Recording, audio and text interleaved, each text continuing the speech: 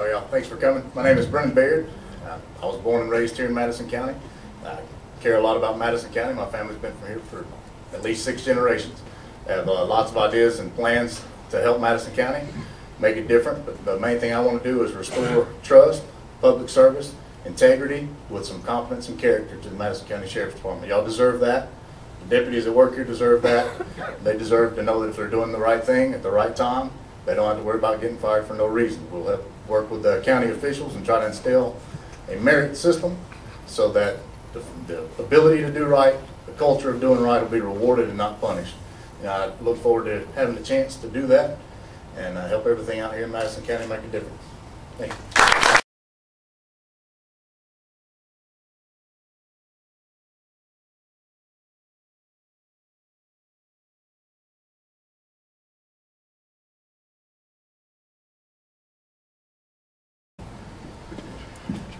Well, I too filed open records on the Madison County Sheriff's Department budget. I found out there's actually 3 separate budgets for a total of $3.2 million of taxpayer money every year. I went back as far as 2008, and by the final budgets that the county has and the audits that they perform, there hasn't been any sheriff under or at budget since 2008. The numbers on the budget from 2008 was $173,000 over budget. Last year was $70,000 over budget. You look at it and see, you can go find the same numbers I can. Open records. Just go down there and ask for them. They're there. All you got to do is ask those questions, see where the money's going, and find a way to reappropriate that money. You got a limit. What you got is what you got. You can't spend any more. If you do, somebody's got to foot that bill. We're going to use government grants, federal grants, grant writers. We're going to use military surplus programs to fund things that we don't need to spend money on, like vests, armament, rifles, handguns. All those things can be gotten for little to nothing except for a $50 transfer fee. We need to use those programs adequately and not misuse them for things that we don't need. We can come in under budget, but we hadn't done it. I can do that. I'll have the folks surrounding me to help me do that, as well as I'll be working with all of you to help do that. We can keep this under budget and we can do it right. I just need the chance to do it.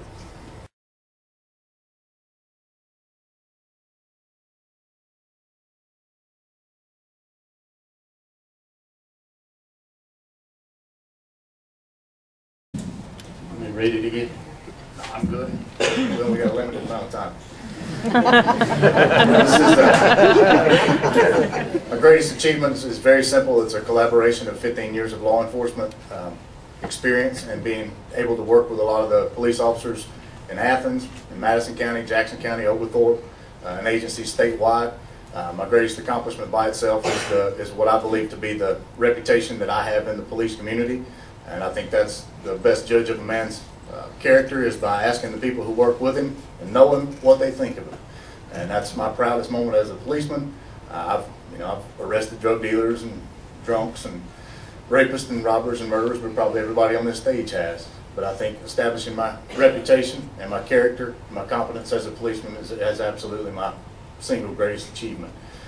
And I don't always agree with Kip, but I'd say the mistakes are probably long and hard. I guess to begin with, the biggest mistake I've made as a law enforcement officer is thinking that everybody that should go to jail has to go to jail.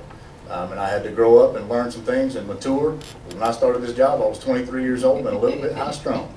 I've learned a lot over the years, and I intend to use that to make Madison County Sheriff's Department a better department.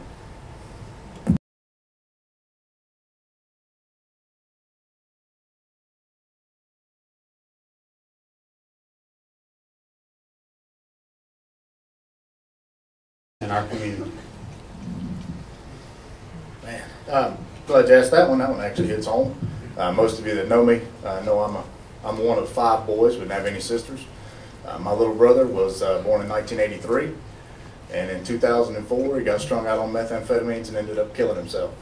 I have a personal story, and I guarantee you that everybody sitting in this room has a story, and they know somebody who's been affected by meth or by some other nasty drug. We need to address that.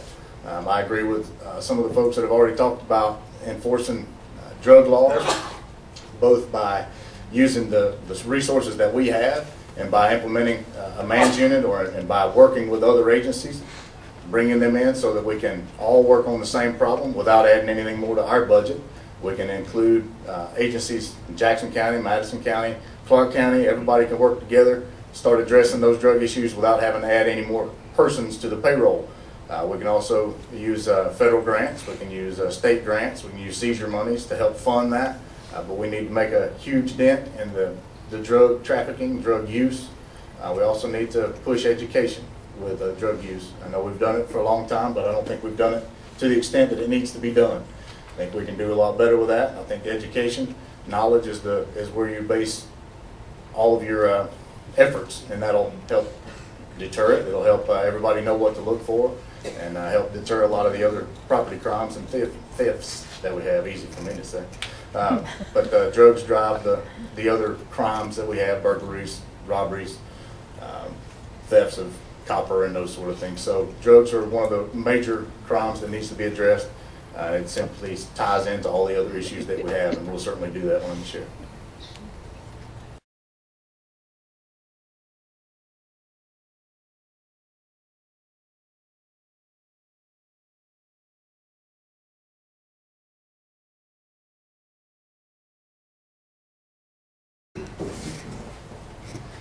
Sometimes it's bad to go last, isn't it? Because it really stinks to say they're both right.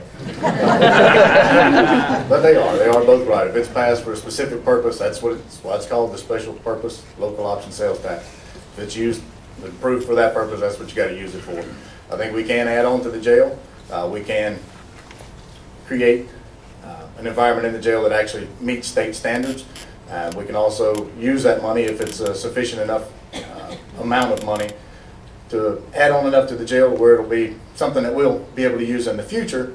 And if we have some extra beds, then we can bring money into Madison County by doing what we're currently doing, which is housing inmates other places. We can bring in, $85 or $100 a day to house other counties' prisoners. So we could actually have the SPLOST money spent and then have some return on that we can then in turn put back into the local commission budget, the general fund, or specifically the jail fund.